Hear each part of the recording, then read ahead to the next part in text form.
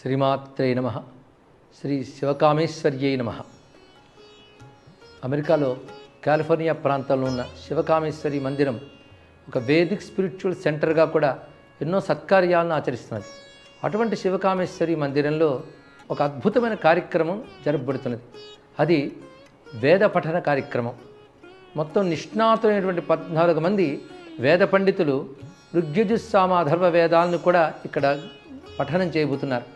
అసలు వేదనాద ప్రకంపనలు ఎక్కడ మారుమ్రోగుతాయో అదంతా ఒక దివ్యశక్తిని పొందుతుంది.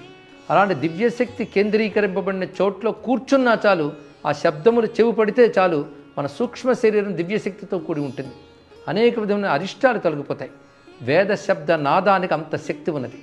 ఇక అర్థములా అది తెలుసుకుని చేసే జ్ఞానం వేరు, ముందు శబ్ద నాదం చాలు. అలాంటి వేద పండితులు వేద ఘోషలు భారతదేశంలో పలు చోట్లలో ఉంటూ ఉంటాయి. కానీ అమెరికాలో కూడా అనేక దివ్యమైనటువంటి మందిరాలు, తపోభూములు ఇప్పుడు జాగృతమవుతున్నాయి. అనేక దివ్య స్థలాలు అక్కడ కూడా వ్యక్తమవుతున్నాయి. దివ్యమైన మందిరాలు ఉన్నాయి. అక్కడ జరుగుతున్నటువంటి నిత్య కైంకర్యములు, అనుష్ఠానములు, మంత్రఘోషలు వాటిని మరింత శక్తివంతం చేస్తున్నాయి. అలాంటి క్రమంలో ఇప్పుడు ఒక అరుదైన అపూర్వమైన కార్యక్రమం నిర్వహించబోతున్నారు ఈ భవ్యమైన మందిరంలో.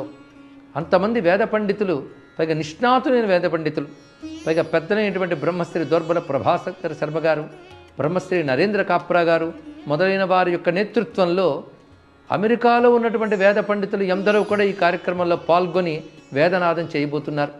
అందుకే ఈ గొప్ప అవకాశాన్ని సద్వినియోగపరుచుకుని భక్తులందరూ అక్కడికి చేరి ఆ శివకామేశ్వరి వేదమాత సన్నిధిలో ఈ దివ్యమైన వేదనాదాన్ని విని ధన్యులు కావాలి.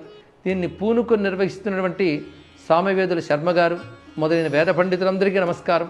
అలాగే నిర్వహణ బాధ్యతను స్వీకరించిన మిత్రులు శ్రీ జంఝాల రవి గారి దంపతులు తదితర మిత్ర బృందానికి అంతరికి కూడా ఆ వేదమాత గాయత్రీదేవి యొక్క అనుగ్రహం లభించుగాక. భారతీయులందరూ కూడా ఈ సత్కార్యంలో పాల్గొని ఆ తల్లి యొక్క కృపకి పాత్రులు కుదురుగాక. స్వస్తి.